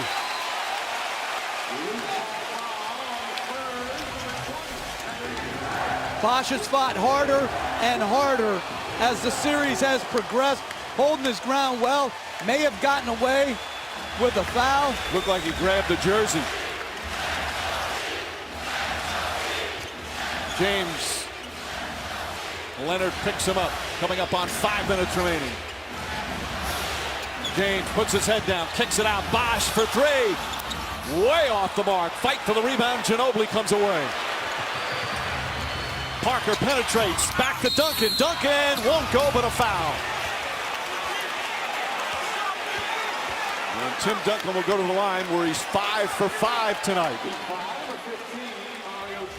Huge free throws here. Parker, good push, and a great find of Duncan late. Duncan shot a career high 82% from the line during the regular season.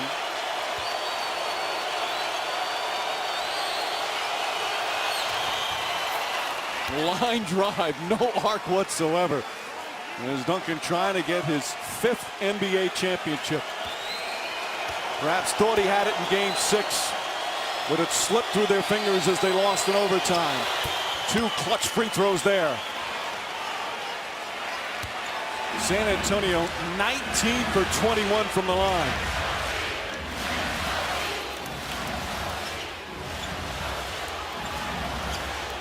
James looking. Duncan picks him up. 6 to shoot. James. It's good. 33 for LeBron James.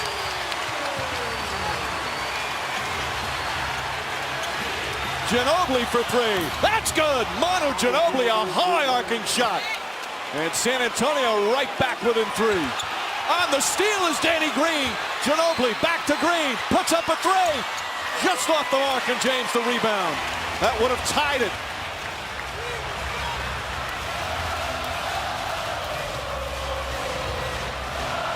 Wade slicing through the defense. And James will reset. 7 to shoot. Trying to get it out of his hands. Wade fakes. Back to James. Three-pointer. In and out. Leonard the rebound. And you rarely see an NBA team double in the middle of the floor. Parker resets. 3.5 remaining. Parker on the drive. The floater. Won't go. Duncan the rebound. Throws it back out and stolen by Chalmers.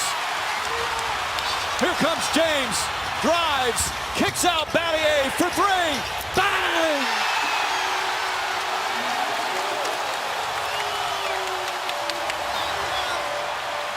Duncan down low.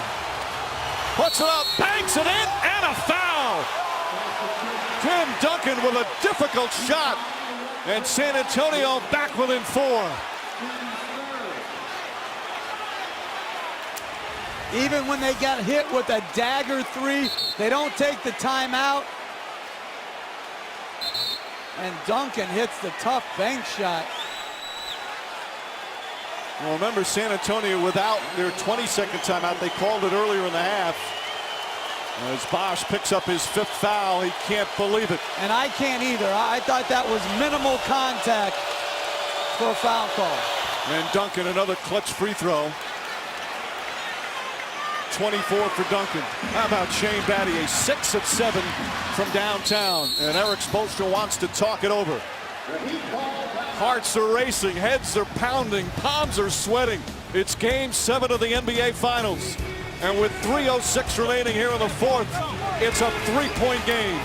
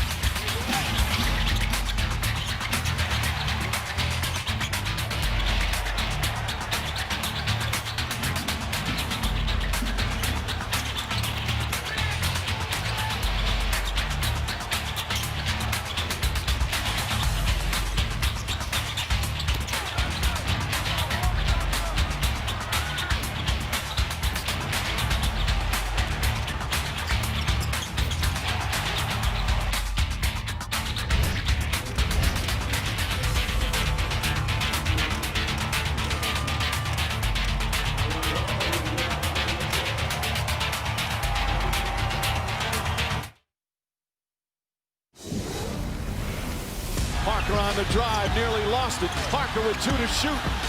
Just gets it off in time. What a shot from Parker. Oh, what a block from James. Throws it back at Splitter, who is ready to dunk. A virtuoso performance from Danny Green. Now has an NBA Finals record for most three-pointers. Rebound Bosch. Back out to Allen. His three-pointer. Bang! Tie game with Green. Blocked by Bosch. Game over. There'll be a Game 7. Which has turned into a thriller. What a roller coaster ride of emotions in these NBA Finals. The teams and their fans from sheer ecstasy to getting sick to your stomach. And we still have 3 minutes remaining. Battier, nice feed to Wade, and he puts it in. Gorgeous bounce pass from Battier. A favorite after timeout play of Miami because you don't want to help off James on the curl. Duncan, single coverage, spins against Bosch, forces up the shot. James, the rebound, his 11th.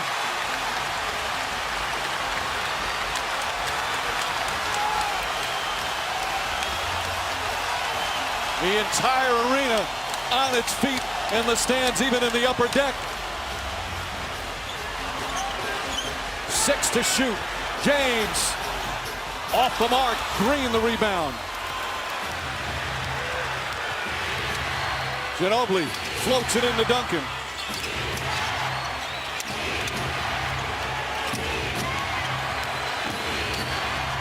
Ginobili, Kawhi Leonard for three, puts it in. 2-point game with 2 to play. Kawhi Leonard, what a performance from the 21-year-old. 19 points and 16 rebounds.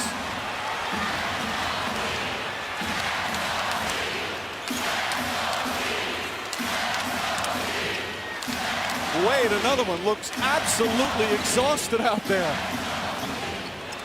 Chalmers with 6 on the 24. Chalmers drives and draws the foul, nearly puts it in. But a horrible foul by Danny Green. Why are you going to reach in, make Chalmers make a tough shot? Chalmers a good free throw shooter. You got Duncan there to protect the rim. Chalmers 9 for 11 in the finals. Misses that one. First NBA Finals for a second-year player, Kawhi Leonard. We are seeing a young player with the potential to be a star in this league. Because they had nothing on that possession. Bosch had it and lost it. Off 2 missed free throws, Bosch nearly grabbed the offensive rebound. Leonard, another three, way off. And it goes out of bounds with 1:25 remaining.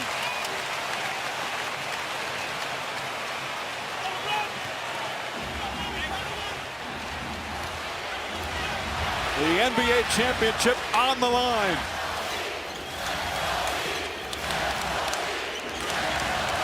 And not going to LeBron James on this critical possession. Wade pulls up. Off the mark. James skies in for the offensive board. Battier open for three. Too strong. Ginobili trying to go for it. Comes up with the ball.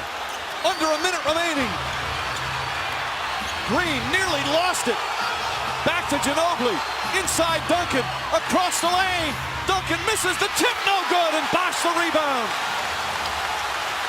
Heat clinging to a 2-point lead. And a point-blank miss by Duncan, and then the follow. Timeout, Miami. 39 seconds remaining. And the Heat lead it by 2. Duncan with a great opportunity to tie the game. Good search out by Ginobili to find Duncan against the smaller Battier, and then another point-blank miss with a chance to tie. The greatest power forward to ever play. Tough luck. The Heat up 2.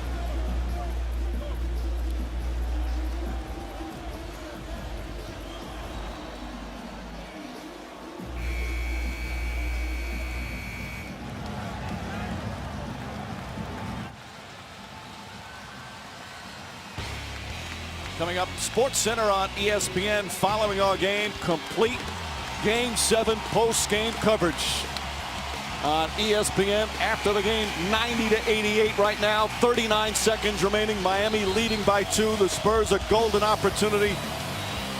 A bounce here, a bounce there. That was the story in Game 6. Also here in Game 7. And you see Tim Duncan, the frustration, knew the opportunity was right there.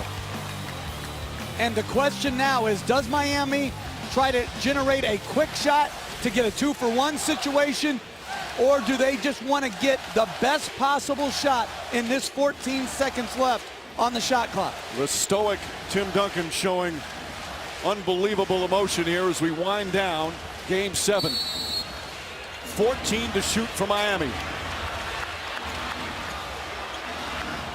And they're not going 2 for 1, it doesn't look like. James pulls up, puts it in, 4-point lead. 35 for LeBron James. Timeout San Antonio.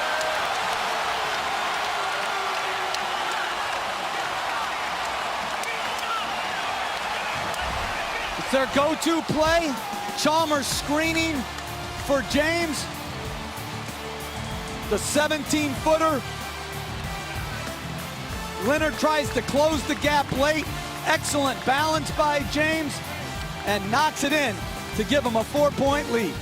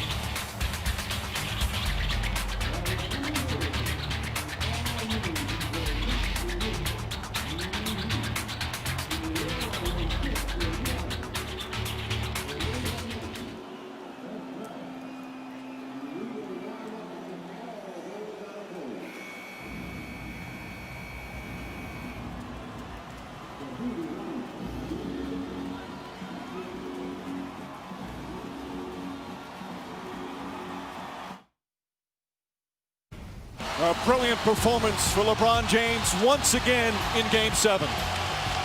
This is what he's worked on. His jump shot to make him the complete offensive player. And when he needed this skill to shine through in a big moment, it has here in Game 7.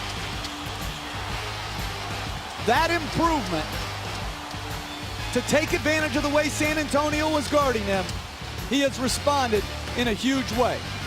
Back-to-back elimination games, he shines once again, but this one far from over. We certainly saw that in Game 6. Spurs have 1 timeout remaining. The Heat have a foul to give. And Tony Parker out of the game. Ginobili inside to Duncan. Back to Ginobili. Ginobili out of control, throws it away, and Duncan fouls James. Manu Ginobili left his feet, and a critical turnover with 23.5 remaining.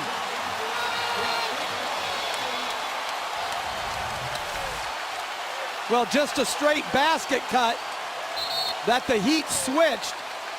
Good play by Bosch, and the steal by James on the ill-advised pass by Ginobili. And whenever they shoot everybody, when a guy's shooting a free throw, I think it makes people more nervous. I'd rather have everyone screaming than shushing. They're just not used to the quiet. 5-point game with 23.5. Remember, Game 6 was a 5-point game with just over 21 seconds remaining. The key is San Antonio has just 1 timeout left. And they're not going to take it, I wouldn't think, right here. I think they would play off the make or the miss. James 7 for 7 from the free throw line. Clutch foul shots for the Heat.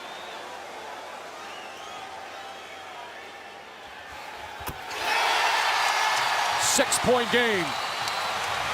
Ginobili, a long 3. Way off the mark. Rebound, Wade. Fouled by Green. They're ready to celebrate here in Miami.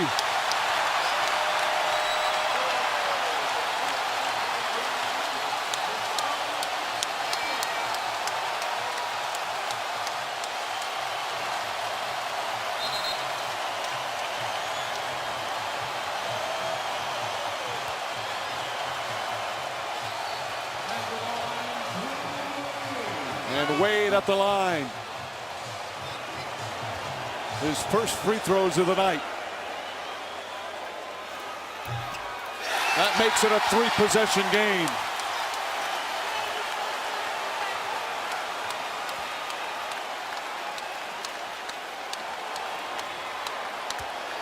And this for Miami, the largest lead of the night. Battier tips it out to Chalmers. Wade throws it up to James. The Spurs will not foul. Final seconds. What a finish. It's back-to-back titles for the Heat. The 2013 NBA championship resides once again in Miami.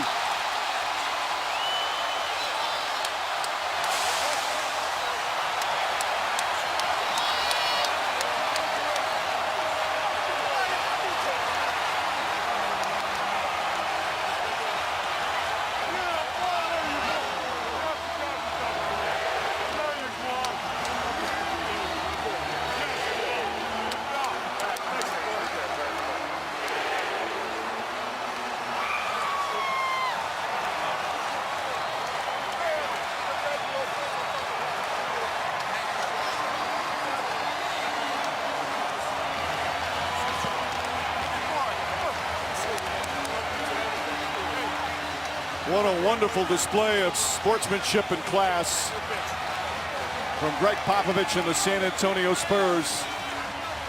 LeBron James earns his second ring as the Heat repeat and secure their third championship in franchise history. A heartbreaking ending in what was a marvelous season for the San Antonio Spurs. 2 games right there in the final minutes and the final seconds, as Tim Duncan comes up just short for his 5th championship.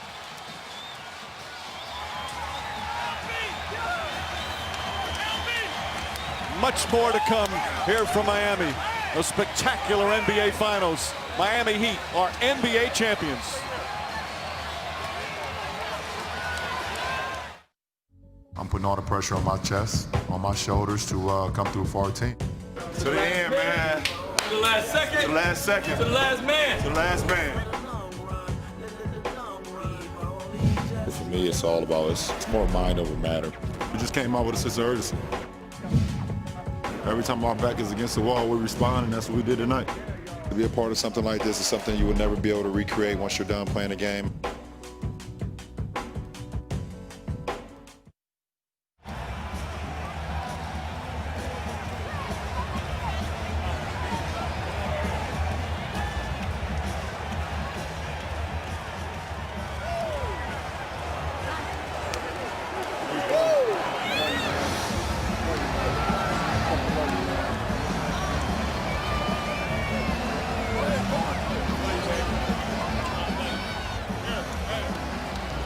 Watch it.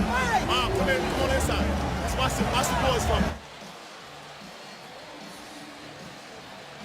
Such a satisfying moment for a Miami Heat team and franchise that has had the pressure of having to win a championship or be looked upon by many as a season of failure. But they win their 2nd consecutive title.